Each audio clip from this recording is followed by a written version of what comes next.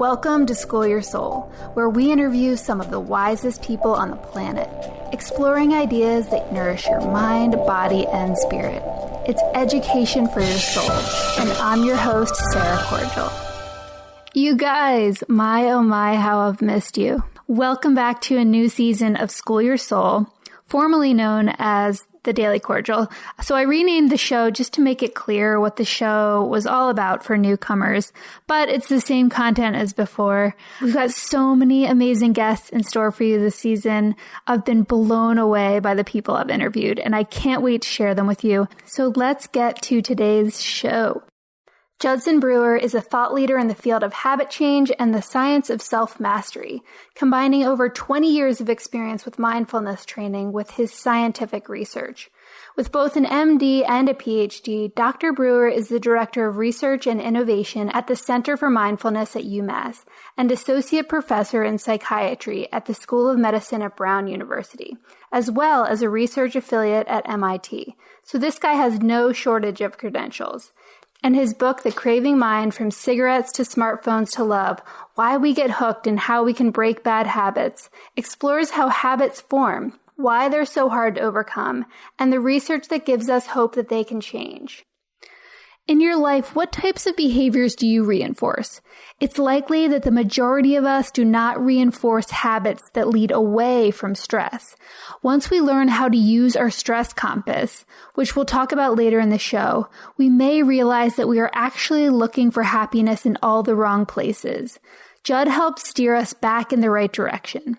In today's episode, we explore how we develop habits, including addictions to our phones, social media, thinking, and even love, how we can reprogram our habits, the importance of mindfulness in this process, and much, much more. Judd is the real deal. He was so present and kind during the interview, and I'm just so excited to share this episode with you guys. Enjoy. All right, so everyone, welcome to the show. We're here with Judson Brewer. Judd, welcome to the show. Thanks for having me. I am so excited about your book, The Craving Mind, From Cigarettes to Smartphones to Love, Why We Get Hooked and How We Can Break Bad Habits. I read this book in like 2 days, and it has me just so fascinated. I have a lot of questions and a lot of ground to cover, so I'll just get straight into it. So first of all, how do we develop a habit in the first place? It was probably set up as a way to help us remember where food is. From an evolutionary standpoint, that's as far as back as I can trace it. So if you think of it, we have to remember where food sources are. So if we're wandering around, trying to find food, and we find a food source and we eat that food, let's say, some berries or something, we eat the berries, that sends a signal to our brain that says, oh, remember what you ate and where you found it. And you can actually break it down into a very simple process where you need to trigger a behavior and a result or a reward of the behavior. So if the trigger is you see the berries, the behavior is you eat the berries, and then that reward is that dopamine signal that goes to your brain that says, hey, remember this. That's what it takes to set up a habit. Okay, cool. So and that's called reward-based learning. And, we use that in so many different ways in our life. Like if you're feeling sad and you think that food's going to help, you eat chocolate cake and then you think you feel better. And then you've set up this habit loop that is, initially supposed to help us survive and is now really hurting us. Is that right? in many ways, so that's why we have an obesity epidemic, because food's plentiful and our brains are still using the same process, but they've kind of, learned, like you're saying, if I feel sad, I eat something, I feel a little bit better, even if I'm not hungry. And then suddenly we wonder how we gained 20 pounds. Totally. I love how in this book, this is kind of a side note, but I just wanted to remember to say this, that how you combine science and parts of your personal story and also Buddhism. It was a very cool mixture for me because usually when I'm reading a book, it's kind of in one of those categories. And I really enjoyed how you melded those all together. So I think today we're going to do we're going to explore the science. We're going to explore a little of your backstory and then also some of these Buddhist teachings that kind of tie it all together, which I thought was really beautiful. Sounds great. So, okay. So we have this habit loop that we use in so many different capacities in our life. Tell me, what is a craving then? I think of cravings as these things that drive us to do something, like this urge that says, eat this or smoke this, or it can even be one where we get in a habit loop around worry thinking that says, oh, plan this out or figure this out or solve this. Mm-hmm. So it's really this energetic drive that says, do this. Yeah, and when we do it, it only makes it worse, right? In the book, you say, a simplistic analogy is that craving is like a fire that is fed by smoking. When someone stops smoking, the fire of craving is still present and only burns down on its own once its fuel has been consumed and no more fuel has been added. So the more and more we do anything, it's really perpetuating that loop. It's deepening the grooves. It's strengthening the neural pathways. It's just making it harder and harder for us to break that loop, right? Absolutely. Every time we eat a cupcake when we're stressed out, we start, and I think of this as this develops what's in modern day we call subjective bias, because we start wearing, I think of this as wearing glasses. You know, you hear of these rosy colored glasses or the dark colored glasses. Well, there's also cupcake glasses, chocolate glasses, cigarette glasses, and even worry glasses. So a lot of people don't even think of worry as a habit loop, but it can get set up in this very same way as eating cupcakes to make ourselves feel better. Yes, totally. So we have so many addictions, and I kind of want to break down a few of the ones that were interesting to me. But first, I want to talk about, you did a study to determine if mindfulness could help people quit smoking, right? Yes. Tell me, what did you find in that study?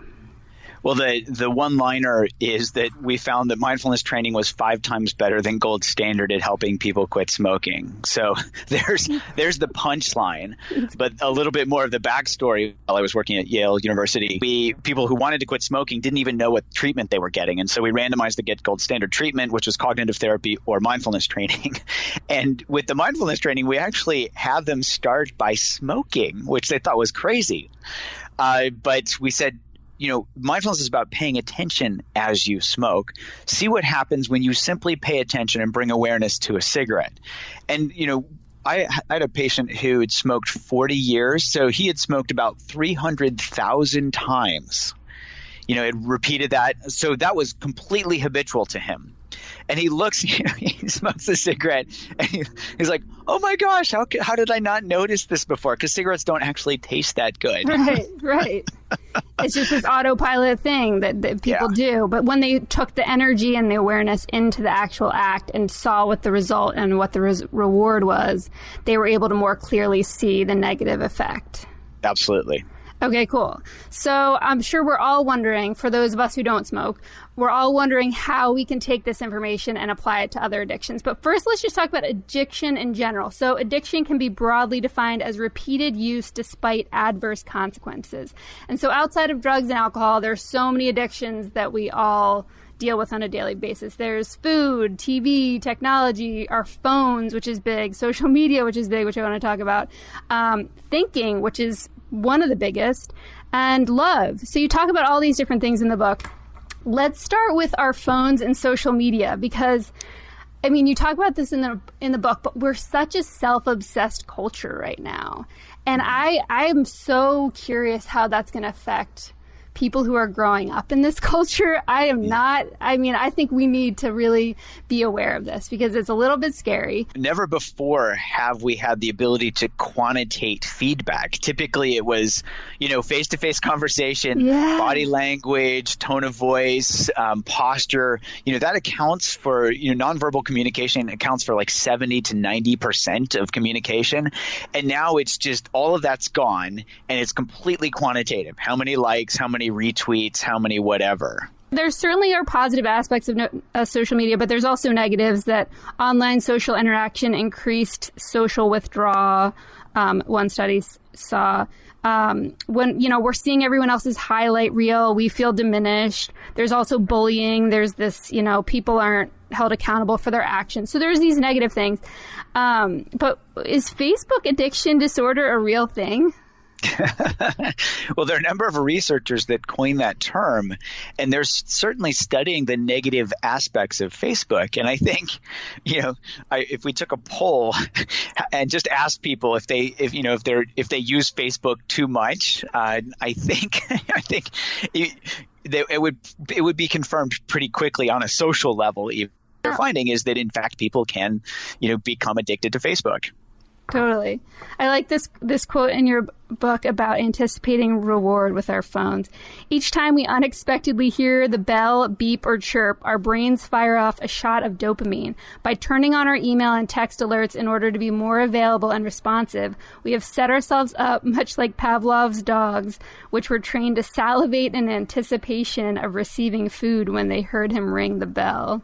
Oh my gosh, that's such a vivid imagery. I mean, you see us walking around and everybody's just staring at their phone. It's clearly an addiction, right? Yeah, well, I've even seen in major cities in the U.S., they did this in New York, they did this in New Haven, Connecticut, where they had to paint on the crosswalks, look up. Yeah.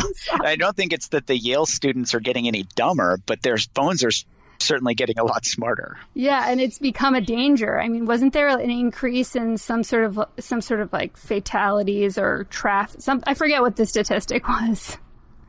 So pedestrian accidents have gone up, remarkably. They've been on the rise for several years. And there was a group that even tracked playground accidents, like neighborhood playground accidents, and they saw that pediatric emergency room visits increased with the rollout of the iPhone, so they could track it from major city to major city.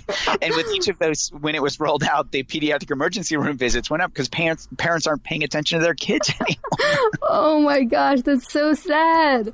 Okay, so obviously we're in a world where we're going to use social media, we're going to use our phones, but how can we responsibly use social media and our phones without becoming addicted? So the good news here is that if we understand how our minds work, then we can start to work with our minds.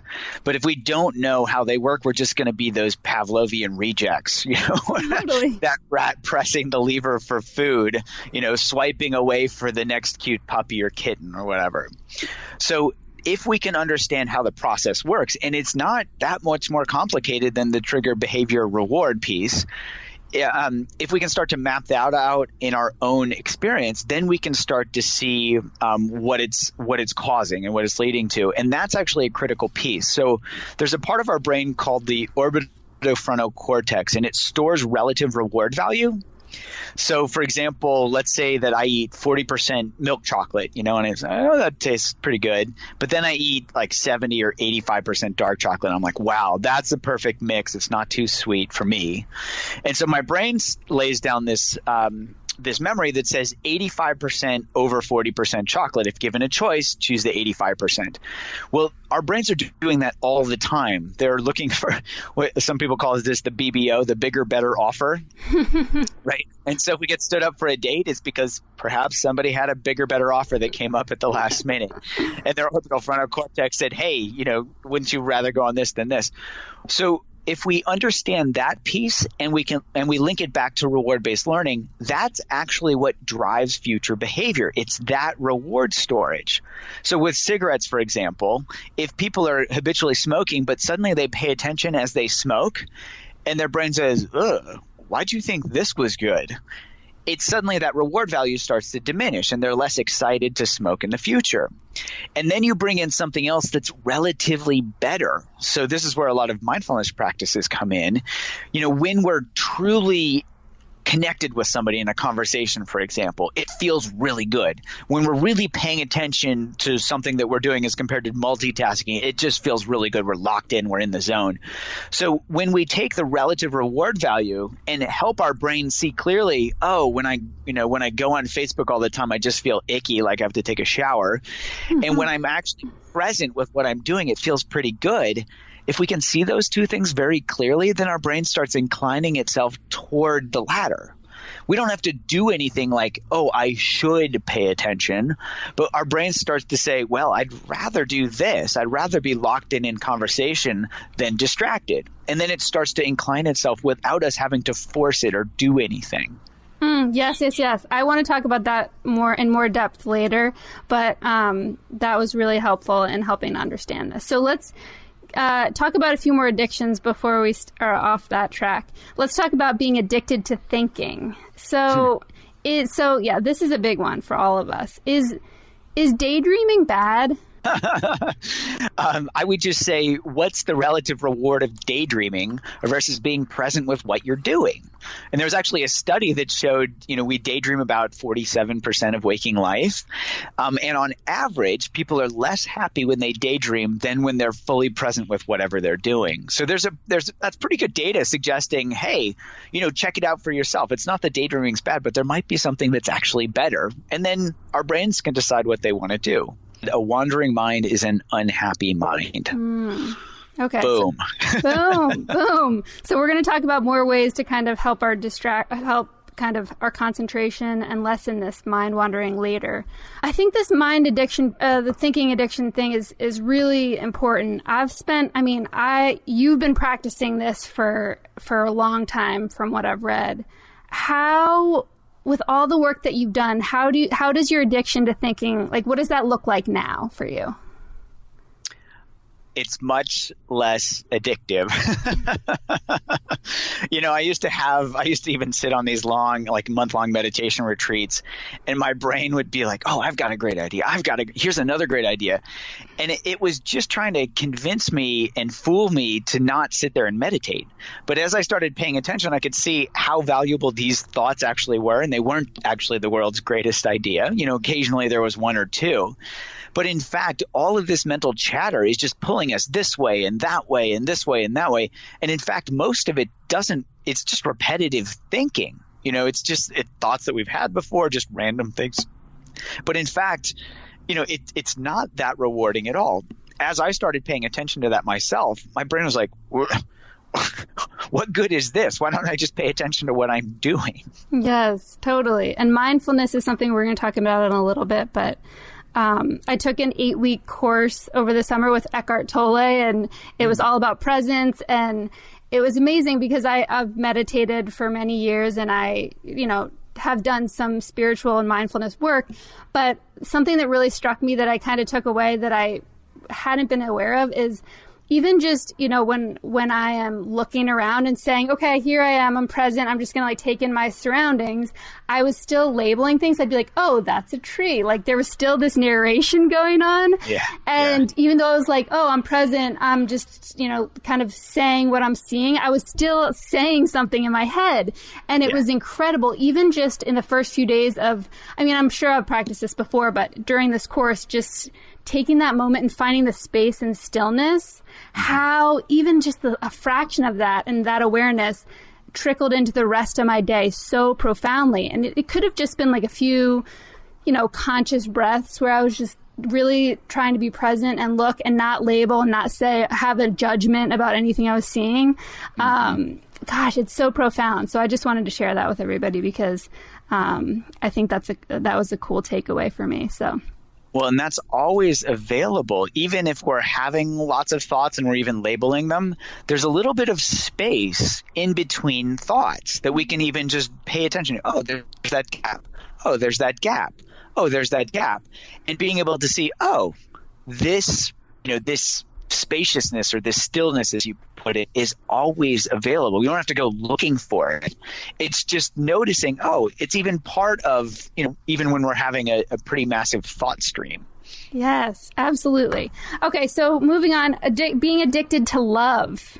This is an interesting one. So tell me a little bit about this. What is the difference between an obsessed love and the more mature type of love?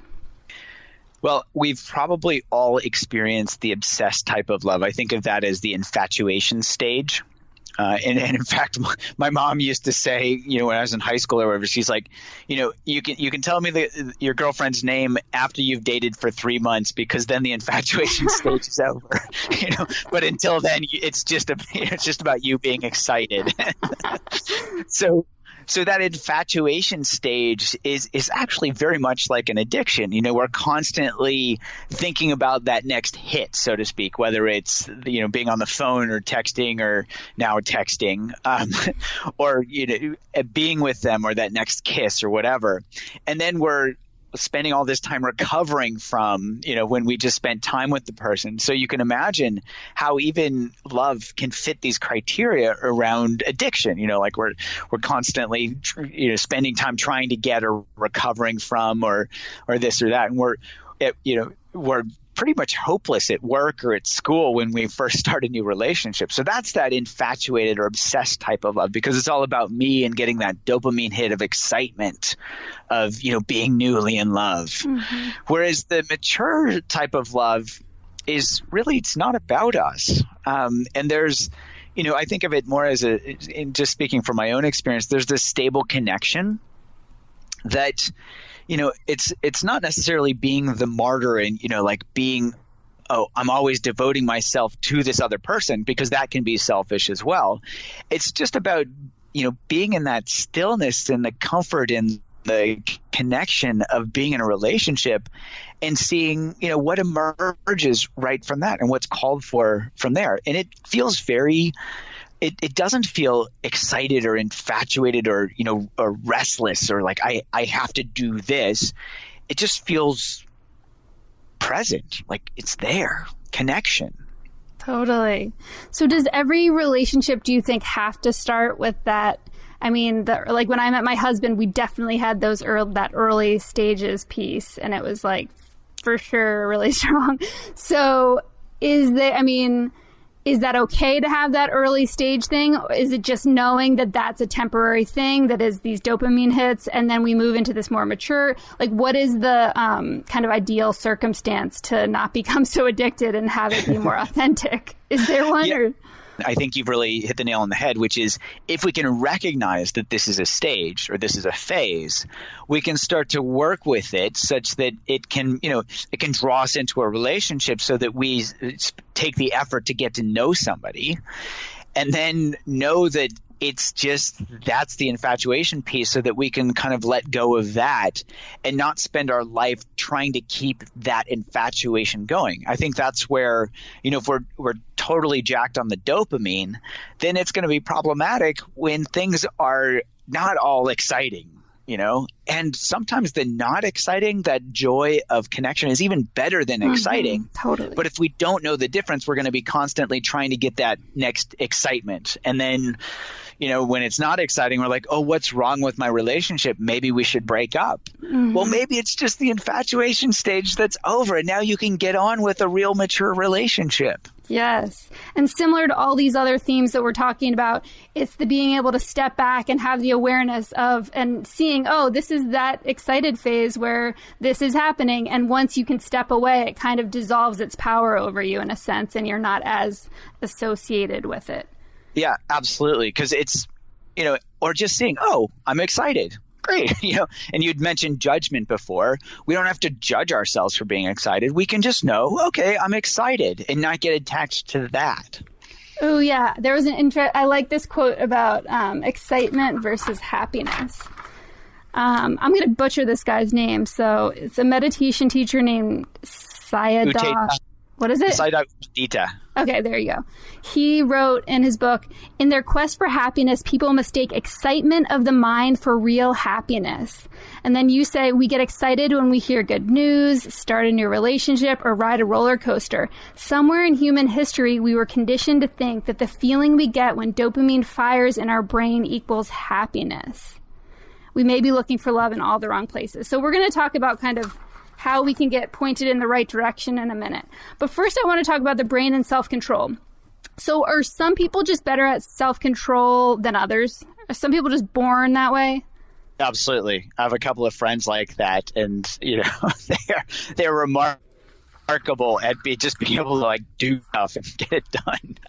A good friend who her name is Emily, and she had she had two children, and after each pregnancy, she's like, this many calories in over 6 weeks, boom, boom, boom, lost all her pregnancy weight, within her prescribed time period, and just did it. She was amazing. That's amazing. So and I thought this was helpful in explaining this. You talk about there's two systems in the brain. Do you want to will you help us understand those? Do you know what I'm talking about? I do. And it's a heuristic because the brain is certainly more complicated. Sure. But I think it's a helpful heuristic. So one is this impulsive. And there's this guy, Kahneman, who got the Nobel Prize in economics back in the day for a lot of this work, showing that there's this very impulsive system called System 1, which is involved in these midline brain structures. Two of the main nodes of that are the medial prefrontal cortex and the posterior cingulate cortex, if folks want to know.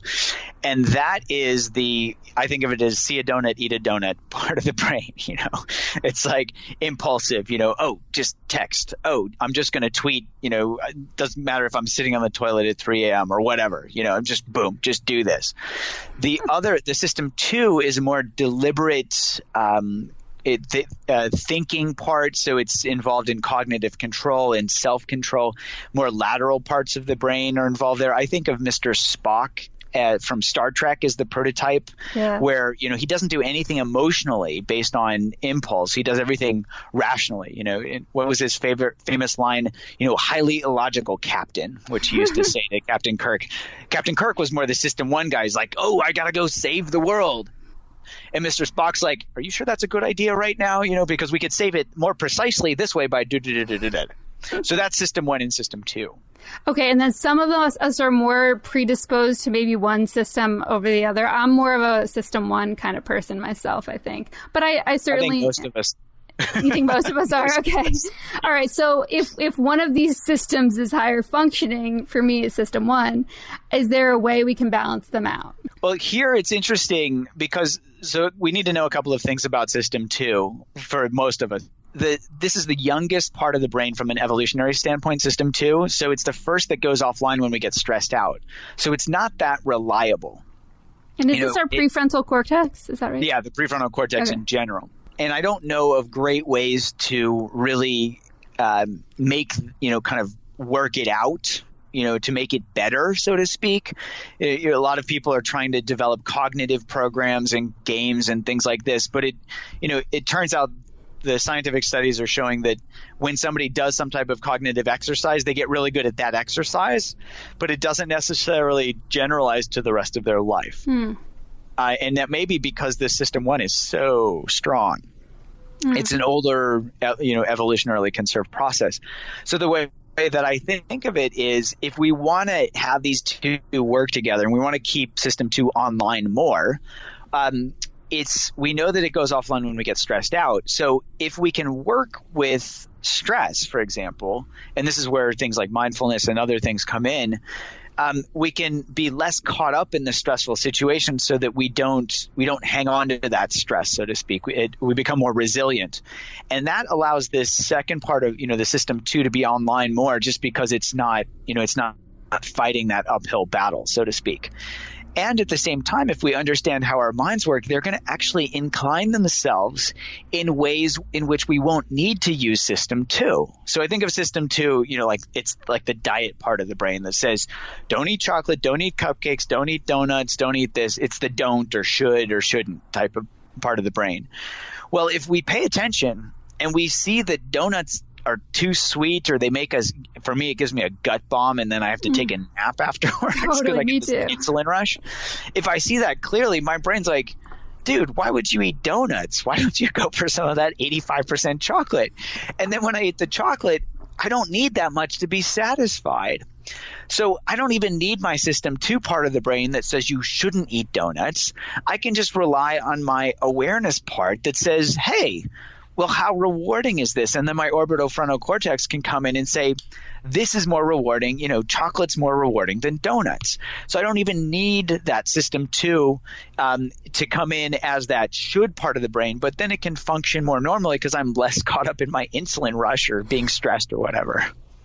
Totally. So that was really helpful in explaining that to me. So, and a thing I want to highlight is that we can't change habits by force.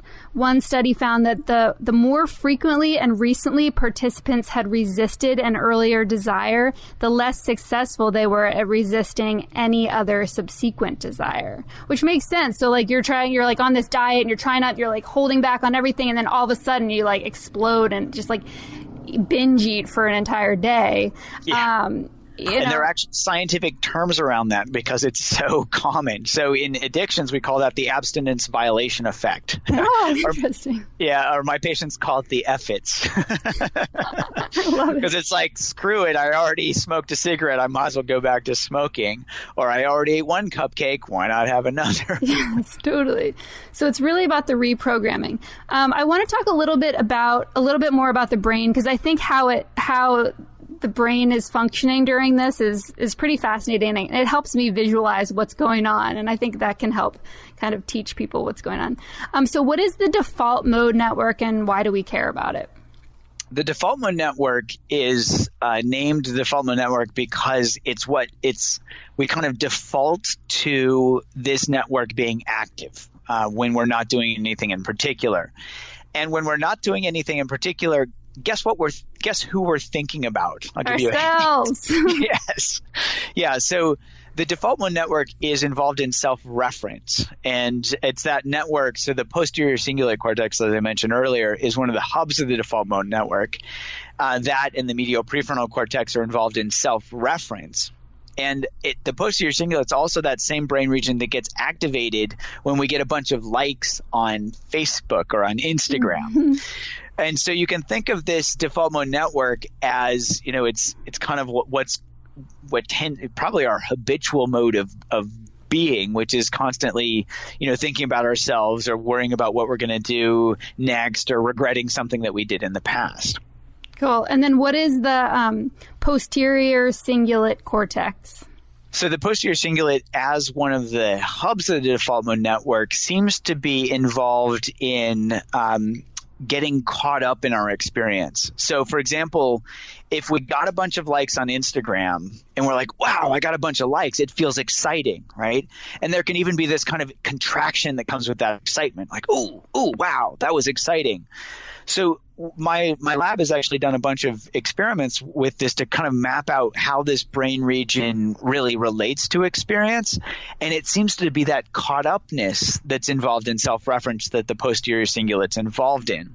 We also found that when we're meditating, because we're not caught up in excitement, it actually gets very quiet. It deactivates during meditation, or actually during curiosity, gratitude, during all these different things that are not contracting in qualities, but they're actually more expanding, or think of it as letting go.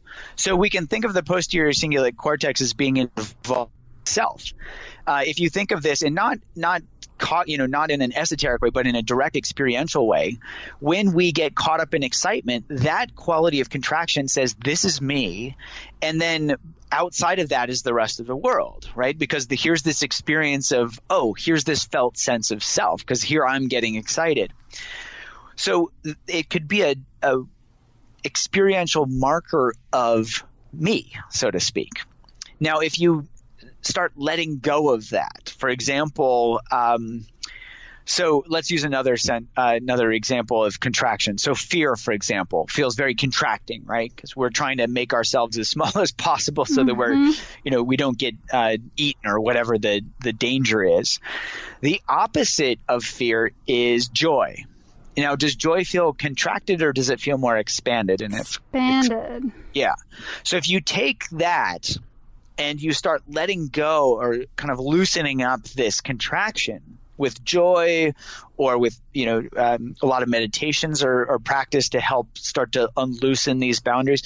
If you take that expansion out to infinity, you lose a sense of the boundary between yourself and the rest of the world. Well, this is where we start to move into these Buddhist concepts, and even other spiritual traditions where they talk about non-duality, or, a merging of the self with the universe or whatever. Because experientially, we're just losing that boundary between ourself and the rest of the universe.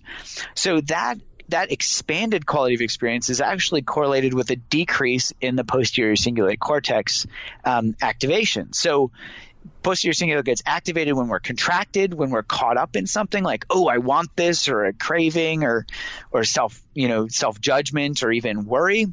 And then that posterior cingulate gets really quiet when we're expanded, when we're letting go of that sense of self.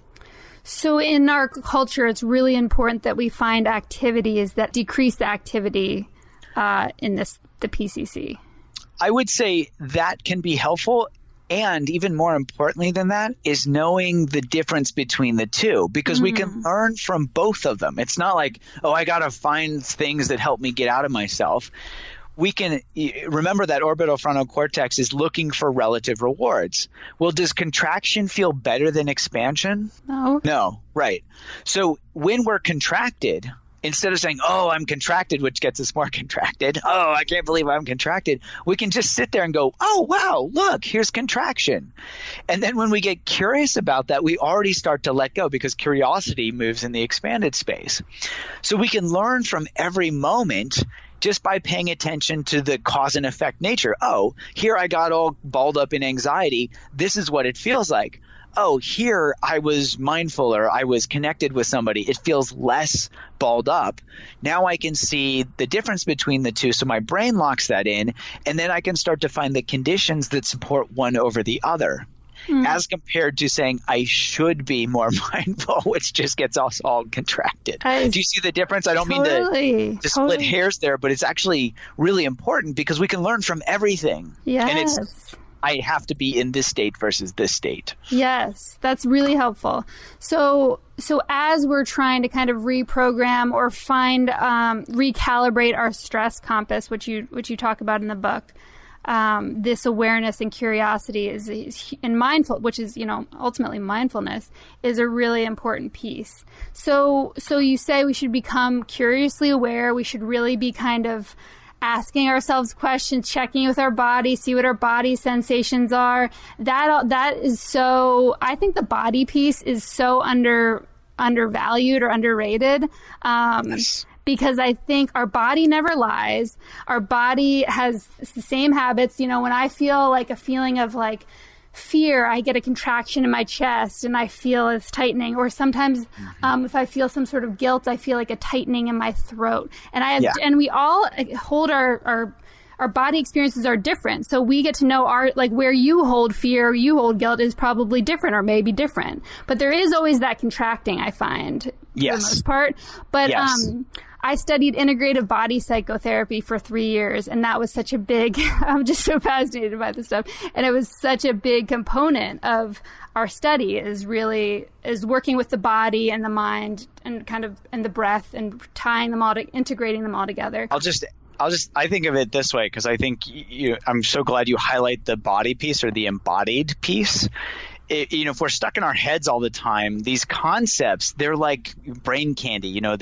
They give us this, oh, I want to learn something. And so we go and we search on the internet and we try to learn something. And then it's like, oh, now I want to learn this. But none of it actually translate into wisdom if we're not actually embodied. So we can take those concepts and then move them into our direct experience so that they can live out and help us develop that wisdom. So I think of this as concepts in the service of wisdom. Yeah, I think there was someone who said, it's like if you're an expert on honey and you know what it tastes like and you've written all these papers on it and you have all, you can explain everything about honey, but you've never tasted it, it's a completely different experience. You can't be an expert. It's really the experience and that wisdom that comes to you from like feeling embodied and feeling present and feeling mindful. You then know the difference between being mindful and, how many of us live throughout most of our days, which is kind of in this scattered state. Absolutely. Okay. So, what I really loved, that helped kind of embody this was the story that you talk about on one of your meditation retreats. You were talking about a coworker. You were thinking about a coworker that had made you so angry. Can you just talk about the process that you had and the shift that you made and kind of letting this anger dissolve? Because I think it's a good way to illustrate this point. So you bring up the honey analogy. And so there's this saying from some of the early teachings where I think it is anger with its poisoned root and honeyed tip. Yes. Right? Anger with its poisoned root and honeyed tip. So it's like, oh, this feels self-righteous. I'm going to get this person, but it's actually poison. And so I learned that on a long meditation retreat that I was on where I could not concentrate on, my object of concentration, because I was so stuck in my self-righteous, mental shaking my fist at this person who had, one, no idea that I was doing this, and two, was hundreds of miles away. It wasn't doing anything except getting me more and more frustrated and angry. And so when I could start to see the relative reward of that, as in it was not rewarding at all, my brain started to get disenchanted with getting angry. And it's like, wow, this is not helpful. It's exhausting. You feel nasty, and you're not able to concentrate. So it became less and less exciting to be angry, and I just kind of lost my taste for it. Mm-hmm. And it was really helpful because at the same time, when I started losing my taste for anger, so when it would come up, my brain would be like, why do you want to eat that? That's pretty nasty. Why do you want to eat that? And then it just started coming up less and less because I wasn't feeding it. And when I wasn't feeding it, then my brain could start to settle down and actually get concentrated. So I could actually kind of do the work of my meditation retreat after becoming less, or disenchanted with the anger itself. So meditation is such an important piece of all of this, I think. It helps us relate to our thoughts and feelings in a different way, right? Mm-hmm. And meditators train themselves to notice their experiences versus getting caught up in them. So what do you recommend? I mean, you go on so many different retreats. You've done so many different meditation experiences. What do you think is a good starting point for someone who does not meditate? Yeah, I think it boils down to this. And it's, we've spent years now trying to figure out the best ways to help that exact person that you're talking about, somebody who's beginning, who might not know anything about meditation or might have read a book and they didn't quite get it or grok it. We've actually started packaging mindfulness training in bite-sized pieces and delivering it through these weapons of mass distraction through app-based training. And the reason we're doing that is that, one, if our brains learn through context-dependent memory, right, they lay down that memory of where that food is, or, we don't learn to get angry or to smoke cigarettes or eat cupcakes in our therapist's office. So what if we actually take that office out to them and deliver it to them in context, short, bite-sized pieces where they can start to learn this. And so to get at your question, the aim is to start by helping somebody understand how their mind works. So, we have a smoking program and an eating program actually to help people work with their relationship to eating. It's called Eat Right Now. And then even one for anxiety, which seems crazy, but it's the same habit loops. So this program is called Unwinding Anxiety. And the idea is to first start by helping somebody understand how the habit is set up, whether it's eating in the Eat Right Now program or whether it's that habit loop of anxiety in the Unwinding Anxiety program. That's the first step. So whether somebody uses an app-based training or not, it's about understanding how their mind works. And I think that we laid out the basics today in this conversation is about those relative rewards. So seeing clearly how unrewarding getting anxious is or eating that fourth cupcake is. And then the third step is seeing how rewarding mindfulness is, to step out of the habit loop, to be curious, to be kind to ourselves. For example, there's a lot of self-judgment that happens when people overeat. So helping people see that that's actually painful when we judge ourselves and can actually trigger more binge eating.